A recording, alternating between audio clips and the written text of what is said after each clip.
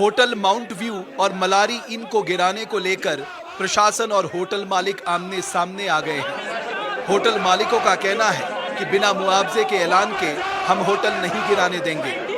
इधर प्रशासन का कहना है कि अगर ये होटल नहीं गिराए गए तो नीचे रहने वाले लोगों पर बड़ा खतरा हो सकता है। इन सब के बीच कड़कड़ाती ठंड में होटल मालिक और स्थानीय लोग वहीं होटल के पास जमे रहे।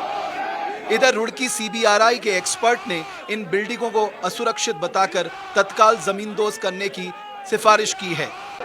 अब देखना यह होगा कि क्या प्रशासन होटल मालिकों को और स्थानीय लोगों को समझाकर इन बिल्डिंगों को जमींदोज कर पाता है या नहीं। जोशीमठ त्रासदी की सबसे ज्यादा मार अगर किसी क्षेत्र को पड़ी है तो वो ये क्षेत्र है।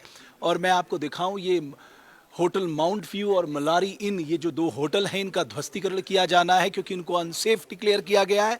जब राज्य सरकार की एक्सपर्ट कमेटी आई थी, उसने लौटने के बाद जो अपनी प्रारंभिक रिपोर्ट दी थी, उसमें स्पष्ट तौर पे कहा था कि ये जो 5 मंजिला होटल हैं, ये जो आपस में मिल गए हैं दरारों के आने के कारण, इसके नीचे जो घर है उनको बड़ा खतरा हो सकता है, लिहाजा इनको गिराने के अलावा कोई और विकल्प नहीं है।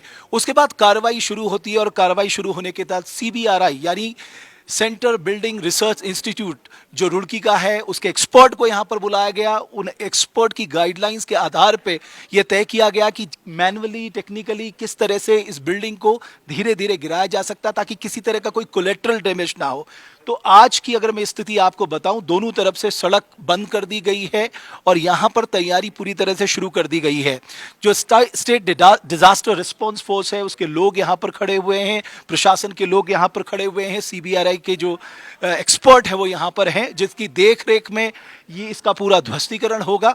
और कल जब आपको याद होगा, जब हम निचले इलाके में थे तो वहां के लोगों ने भी ये बार बार कहा था कि साहब हमारे घर तो सेफ हैं, हमारे घर में कोई दरार भी नहीं आई है, लेकिन हमें इसलिए हटाया जा रहा है क्योंकि हमारे सबसे ऊपर जो ये 2 बड़े होटल हैं, अगर इनको कुछ होता है, ये गिरते हैं, तो इससे हमारे जान माल को नुकसान होगा। लिहाजा अब सबसे पहले जो शुरुआत की गई है वो इस बात को लेकर की गई है कि जो मलारी इन और जो होटल माउंट व्यू है, इसका ध्वस्तीकरण किया जाए ताकि किसी तरह का जान माल का कोई नुकसान ना हो सके। और उसके साथ साथ जिन घरों में बड़ी दरारें आई हैं, जिन्हें रेड जोन डिक्लेयर कर दिया गया है, उनका भी ध्वस्तीकरण किया जाएगा ताकि किसी तरह के जानमाल का कोई नुकसान ना हो।